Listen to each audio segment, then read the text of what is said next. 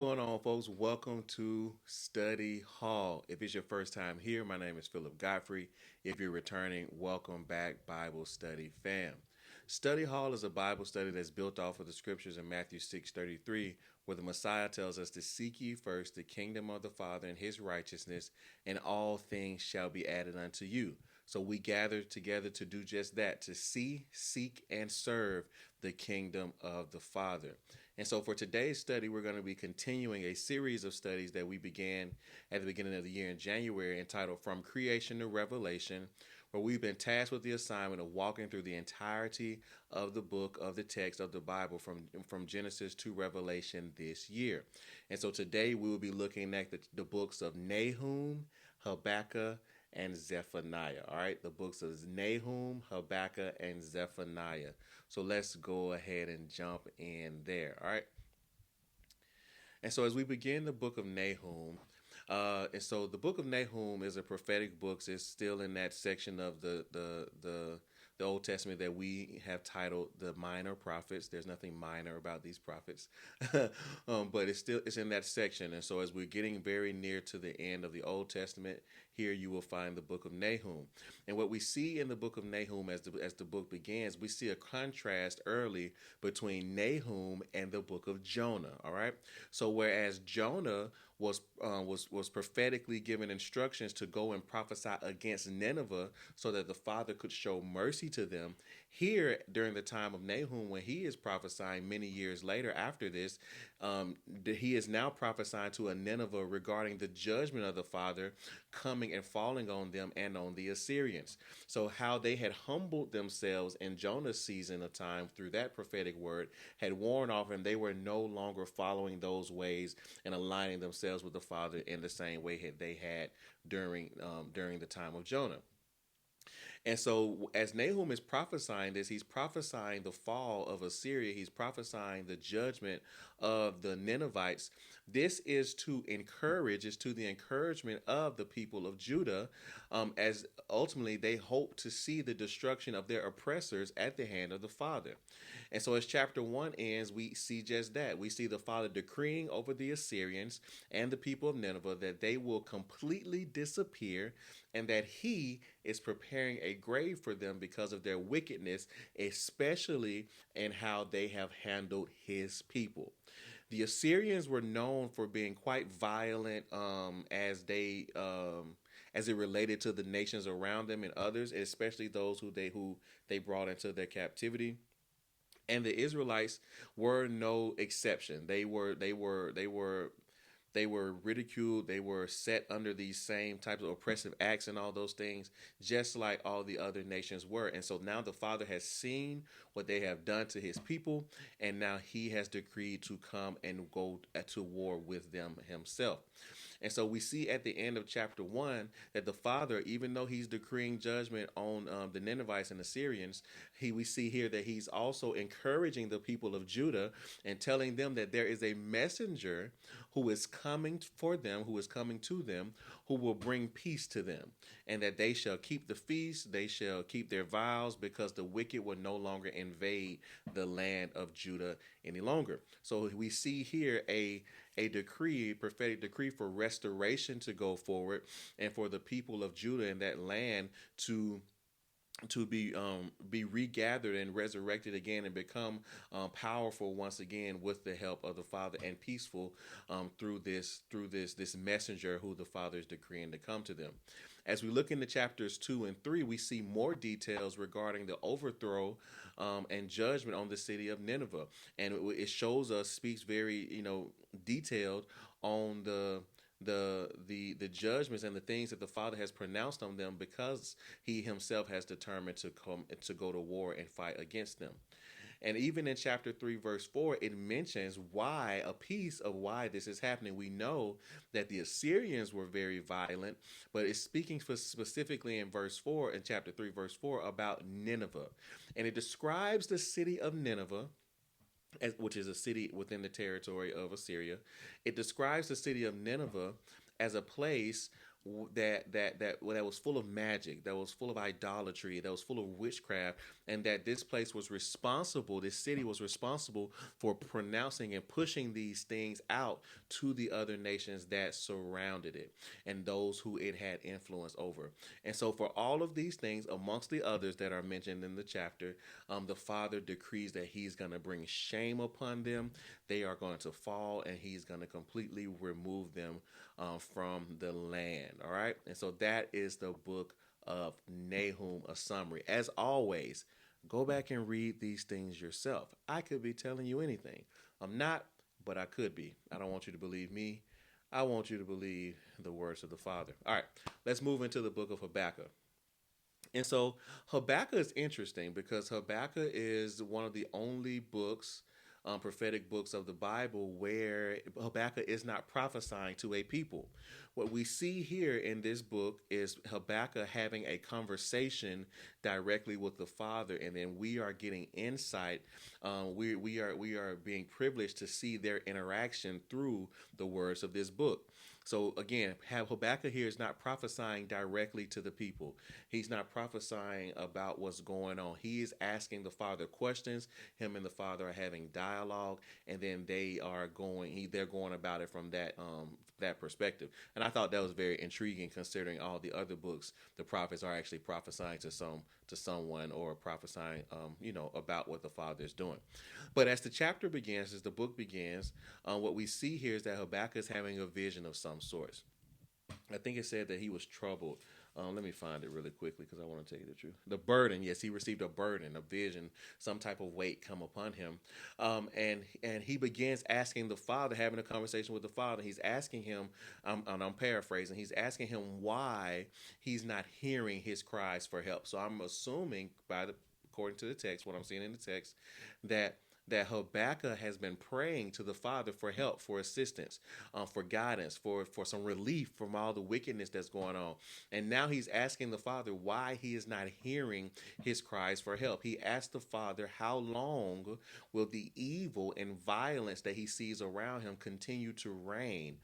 And so the Father, then conversations continue for a little bit, but the Father then goes on to respond to him, and he tells him that he himself, the Father, is doing something in that season, in this season in which Habakkuk is operating, in the nations, that even he would not believe it if he told him.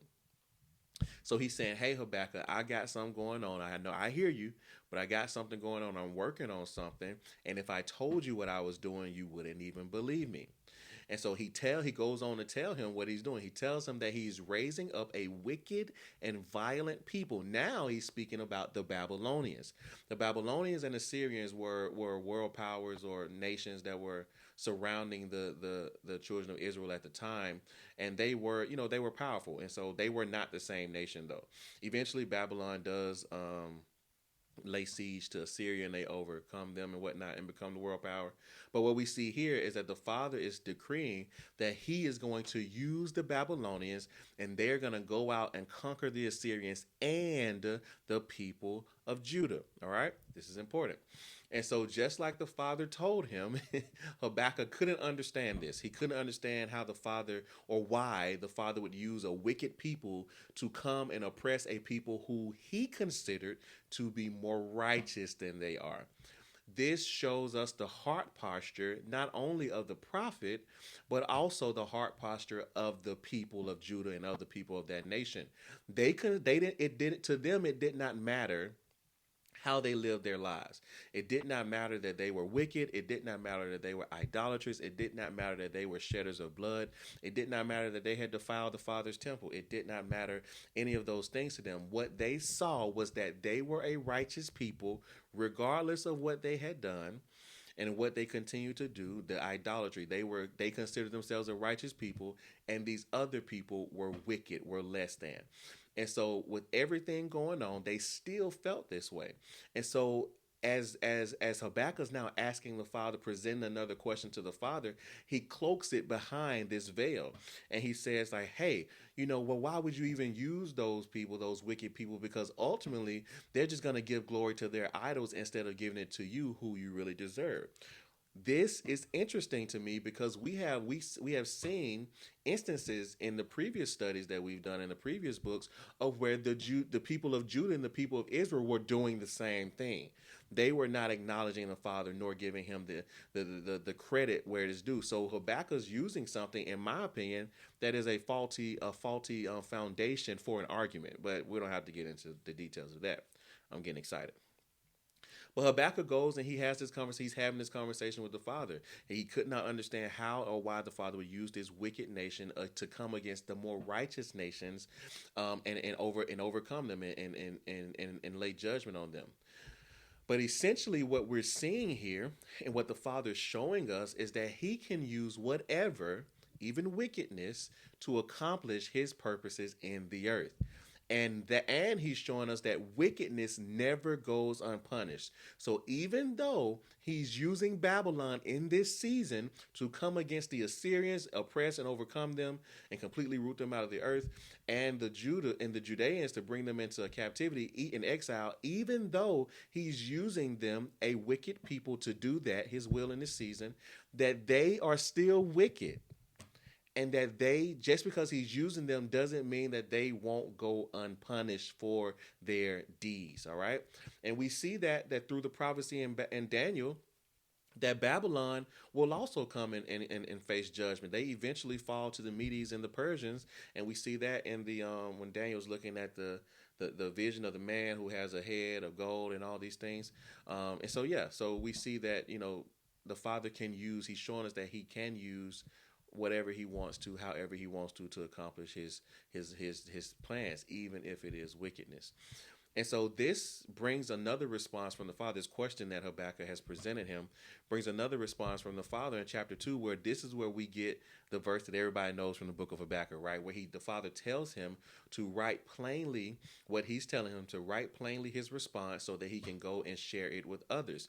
And the Father goes on to talk about how ultimately those who are aligned with him, the just, will live by faith. All right. The just shall live by faith.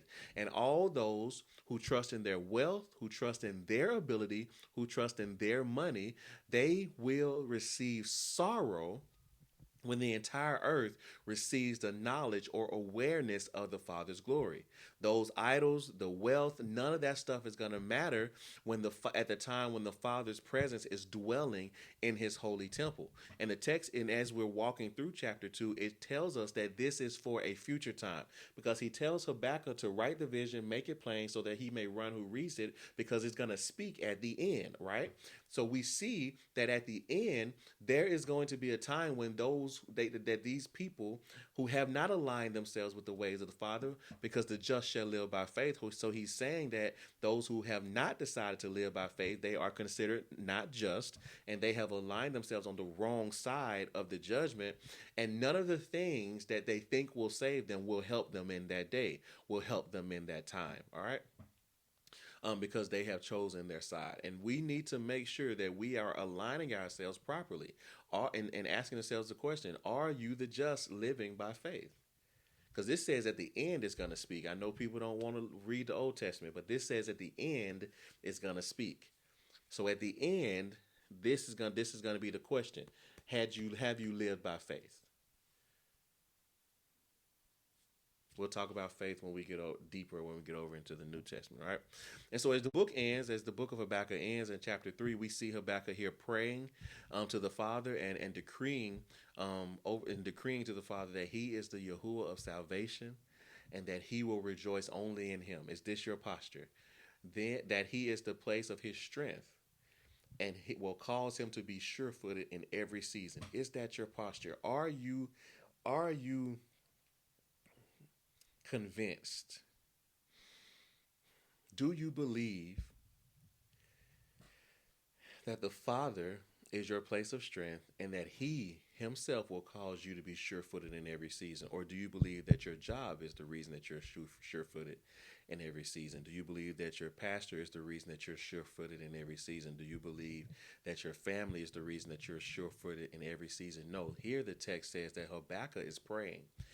And after everything that the Father just showed him, the conversation that they had, the interaction that they had, he tells him, he said, hey, I'm going to put my hope in you. I'm going to hope and I'm going to believe that you are my place of strength and that you will cause me to be sure footed in every season, especially as he is looking out, as Habakkuk is looking out and seeing the Father's judgment go across the land like a wave. So we have to keep in mind the context of what's going on. Habakkuk has just received a word that the Father is going to judge the people, that he's going to use the Babylonians. He's going to use the Babylonians to come against the people, the Assyrians and the Judeans, violently. These are violent people. And he has decreed that even in all of that, when he sees it happening, he's going to believe that the Father is going to have him sure-footed, anchored, rooted, and never wavered because of who his Father is, because he is the Yahuwah of salvation. He is the deliverer. He is the only place that he will rejoice. And is that our posture? That's the only question that only you can answer yourself. All right, let me keep going.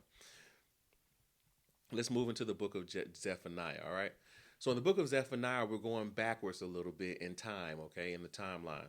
So Zephaniah is prophesying during the reign of Josiah, okay? So King Josiah was the son of Hezekiah, if I'm not mistaken. Let me make sure. Yeah, he was the son or descendant of Hezekiah. And so Josiah was the king who brought spiritual revival back to Judah after Manasseh had led them wickedly, all right? And so the book of Zephaniah is speaking of the Father's judgment on corruption and wickedness, but it also speaks to the Father's plan of restoration for Judah, all right? So let's go ahead and jump into the book. So as Zephaniah begins, we see a decree come from the Father that he's going to consume all the things off of the land of Judah, including man and beast. And here he's specifically referring to the land of Judah for the things that they have done. It tells us that he's coming against Judah and Jerusalem for their idolatry, for their Baal worship, for their alignment with Molech, for the worship of the host of heaven, the sun, the moon, and the stars. And that they are doing all of this. Listen now, all the things I just said, they were in idolatry. They were worshiping Baal. They were sacrificing their children unto Molech. That's abortion. They were worshiping the sun, the moon, and the stars. That's the horoscopes and all those things. They were worshiping those things. And he says in all of that, they are doing those things and continuing to say with their mouths that they are actually following him. And so because of this, there's a destruction that is prophesied to go forth. And we see on verse 8 in chapter 1 that it goes on to speak about the day of the Father's sacrifice, which some translations here say like the day of the Lord. All right, so like the day of judgment of the Lord. And how on this day of judgment, he's going to punish the leaders for how they followed and aligned themselves and the people to pagan customs. He's going to take their wealth, their silver, the gold. It won't be able to deliver them in that day. They had began to put their hope and their belief and their faith in those things. But in that day of wrath, those things will not be able to save them or deliver them, because he's going to send fire. It says he's going to send fire as judgment against that land. All right. And so with all this in mind, and as we begin chapter 2, I believe naturally we see a call to repentance. All right. We see a call to repentance there, but I believe it happens naturally, because if the Father had just spoken all their judgment over you, I personally feel like I would be looking for an opportunity to repent too. But the writer here tells them, he tells the congregants or the people of the nation, he tells them to seek the Father, to seek righteousness, to seek meekness, humility, humble themselves, to align themselves to the Father and follow his instructions, so that maybe, when this time comes, when this day of the Lord, this day of judgment, this day of what's it called? The day of the Father's sacrifice, when that time comes, maybe he will protect them from his anger. And so the remainder of chapter 2 goes on to show us the Father's judgment on the surrounding nations. He's judging Judah, but he's also, decreeing judgment on Philistia, the Philistines, and Moab, and Ammon, the Ammonites, and the Moabites, and the Ethiopians, and the Assyrians. And we've seen these nations judgment prophetically decreed against them in previous studies as well. But finally, as we enter into chapter 3, it speaks of Jerusalem and how it talks about her rebellion and how they refuse correction, how they refuse to draw near to the Father. And Jerusalem is a picture of the entire land of Judah. How they refused to draw near to him, how they refused the Father's correction. And we saw that he tried to send them correction through the prophets, but they refused the prophets. He talks about how their leaders led them poorly, how the prophets they wanted to believe, they lied to them, how the priests defiled the temple and defiled the people, and all these things. And we see here that even in all of this, that the Father is going to bring redemption to the nation. That yes, judgment is coming to this nation, but also redemption is coming at a period of time in the future as well. And he is going to gather these people. Now they're going to be scattered. They haven't been scattered when this is when this is being prophesied, but they're going to be scattered. And then they're going to be gathered. He's going to gather them back in this day and in this time, the day of the Lord, on the day of the Father's sacrifice. He's going to gather the scattered remnant of his people. He's going to bring them again to their homeland. He will make his people a name and a praise among all the nations of the earth. Now listen to this. When he turns back their captivity right before their eyes. And this really stood out to me as I prepared for today's study, when it says that when the Father turns back their captivity right before their eyes. And I want to ask this question as we finish up. What are you, let me know down in the comments, what are you going to do? What are you going to think? What are you going to feel? How is it going to be when the Father turns your captivity back right before your eyes? Think about that. The places in your life where you feel captive, where you feel held up, where you feel behind, where you feel limited, where you feel like there's a gate over your head, where you feel like there's a ceiling over you, those places of your life.